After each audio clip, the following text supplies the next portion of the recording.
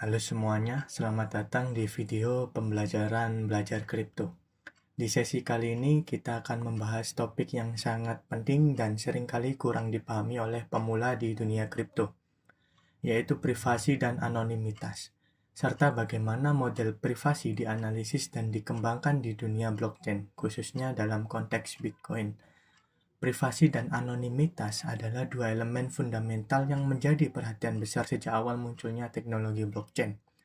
Banyak orang menganggap bahwa menggunakan Bitcoin otomatis membuat kita anonim, padahal kenyataannya tidak sesederhana itu.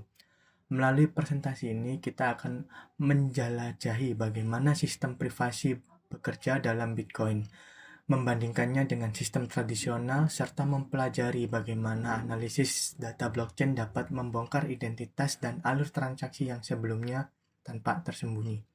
Mari kita mulai dengan kutipan dari Satoshi Nakamoto, pencipta Bitcoin. Dalam white paper dan berbagai forum, Satoshi menyoroti sebuah permasalahan utama dari sistem keuangan tradisional, yaitu bank must be trusted to hold our money and transfer it electronically, but they lend it out in waves of credit bubbles with barely a fraction in reserves. Artinya, dalam sistem saat ini, kita harus memberikan kepercayaan total kepada bank bahwa mereka tidak akan menyalahgunakan uang kita, bahwa mereka akan menjaga privasi dan identitas kita, dan bahwa mereka akan bertanggung jawab terhadap sistem keuangan yang mereka kelola. Namun, realitanya, kepercayaan ini sering disalahgunakan. Kasus kebocoran data, pencurian identitas, biaya transaksi yang tinggi, serta keterbatasan dalam mengirim dana dalam jumlah kecil atau mikrotransaksi menjadi bukti nyata bahwa sistem tradisional memiliki banyak kelemahan. Bitcoin hadir sebagai sistem tanpa kepercayaan, atau lebih tepatnya sistem yang tidak memerlukan kepercayaan kepada pihak ketiga. Tetapi apakah itu berarti privasi kita sepenuhnya terlindungi? Disinilah letak perdebatan dan kompleksitasnya. Untuk memahami bagaimana privasi bekerja dalam sistem Bitcoin, mari kita lihat perbandingan antara dua model privasi, yaitu model tradisional dan model baru yang diterapkan dalam Bitcoin. Pertama, model privasi tradisional. Dalam sistem ini ada 3 pihak utama yang terlibat: identitas pengguna, transaksi keuangan yang dilakukan, dan pihak ketiga terpercaya seperti bank atau lembaga keuangan. Di model ini, informasi identitas dan data transaksi dikirim melalui pihak ketiga yang dipercaya untuk menjaga kerahasiaannya. Namun, kenyataannya informasi ini bisa diakses, disimpan, bahkan dijual. Dan jika sistem bocor atau diserang, semua data pribadi kita beresiko terekspos. Kedua, model privasi dalam Bitcoin. Di sini, sistem berubah drastis, tidak ada lagi pihak ketiga yang dipercaya. Identitas dan transaksi langsung berada di jaringan publik, tetapi dengan identitas yang tidak terhubung secara langsung ke nama atau data pribadi. Secara teknis, ini menciptakan semacam anonimitas semu atau pseudo-anonymity.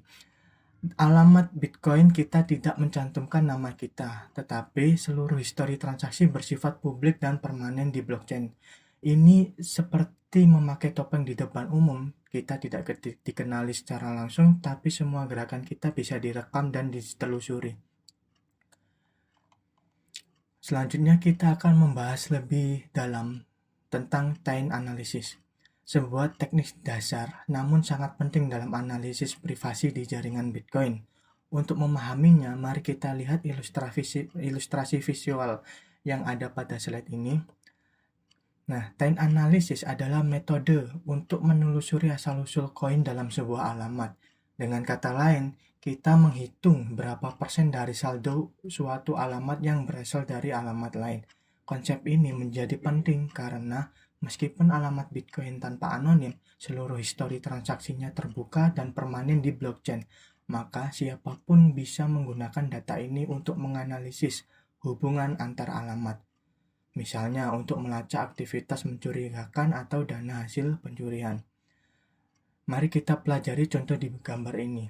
Transaksi T1, alamat A menyumbang 3 Bitcoin, alamat B menyumbang 1 Bitcoin ke transaksi T1. Output dari transaksi ini masuk ke alamat C dan D, masing-masing menerima 2 BTC. Karena dalam Bitcoin tidak ada informasi yang menunjukkan input mana masuk ke output mana, maka secara umum kita asumsikan pembagian merata dari seluruh input ke seluruh output.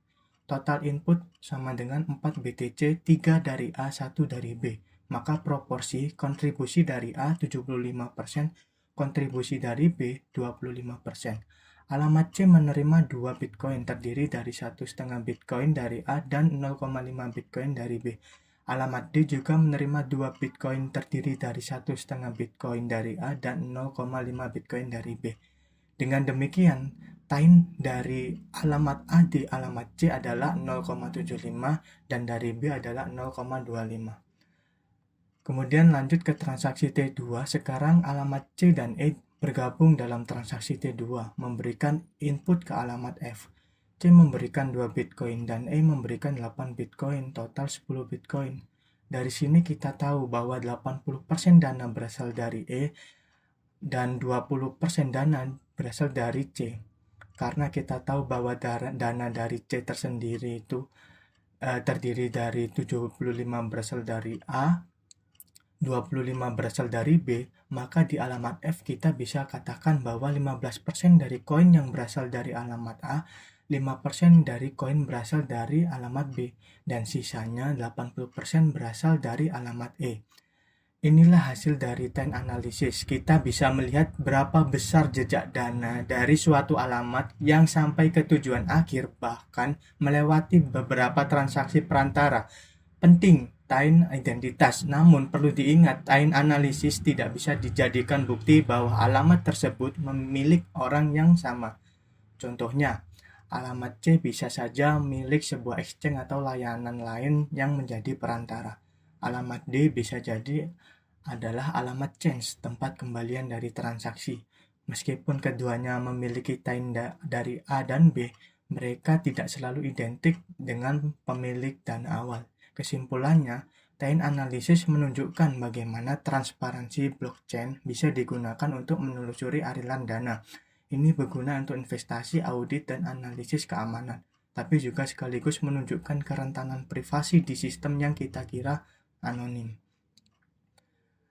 Nah, kemudian lanjut ke address clustering adalah teknik analisis blockchain yang mencoba mengelompokkan beberapa alamat Bitcoin dan menghubungkannya ke entitas atau pengguna yang sama. Meskipun satu pengguna bisa memiliki banyak alamat, pola penggunaan tertentu bisa dimanfaatkan untuk menyatukan alamat-alamat tersebut ke dalam satu cluster.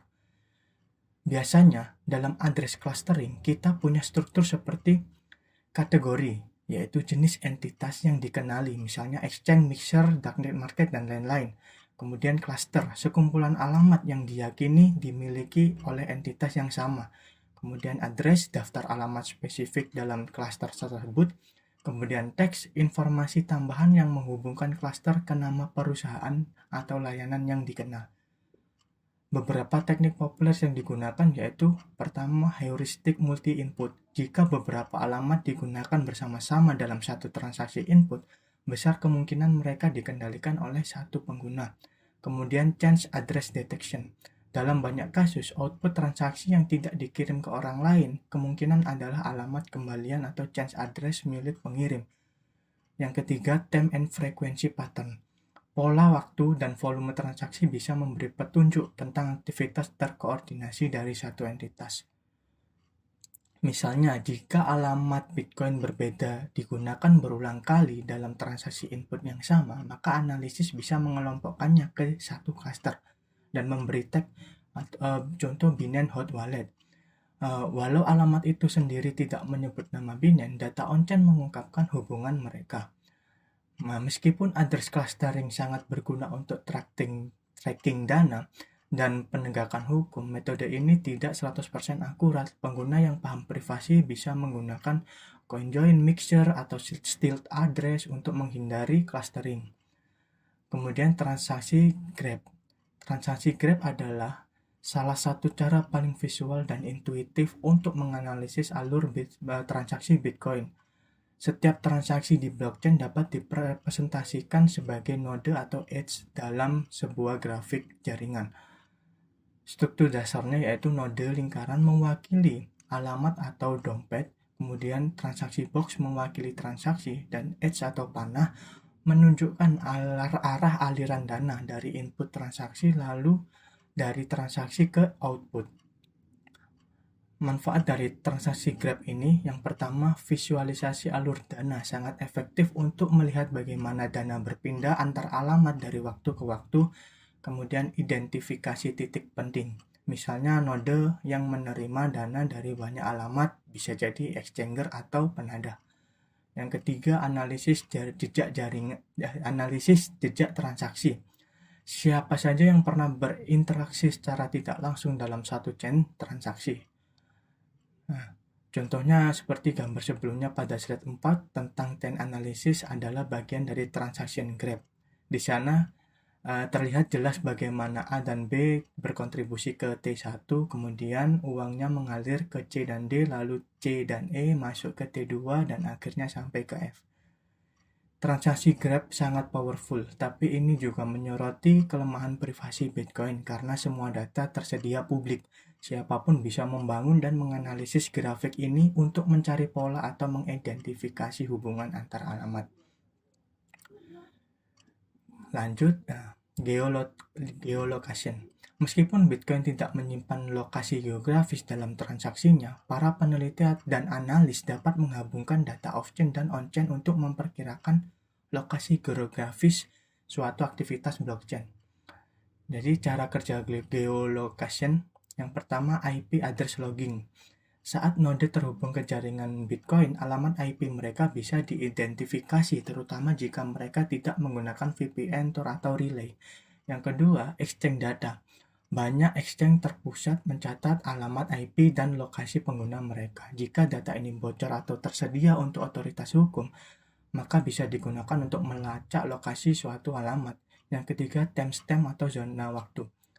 Nah, waktu transaksi juga bisa mengindikasikan pola geografis tertentu. Misalnya, aktivitas rutin yang sesuai jam kerja di zona waktu tertentu.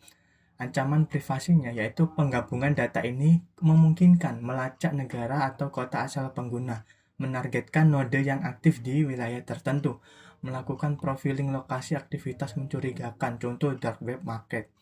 Solusi pelindungannya yaitu gunakan VPN atau Tor untuk menjalankan node, hindari wallet yang membocorkan metadata IP, gunakan tools privasi seperti CoinJoin untuk meminimalkan korelasi antara alamat dan lokasi.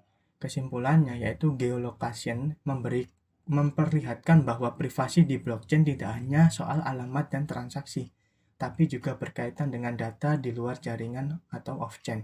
Oleh karena itu, perlindungan privasi perlu menyeluruh dari segi teknis dan kebiasaan pengguna. Terima kasih sudah menonton video saya. Cukup untuk hari ini. Sampai jumpa di video berikutnya.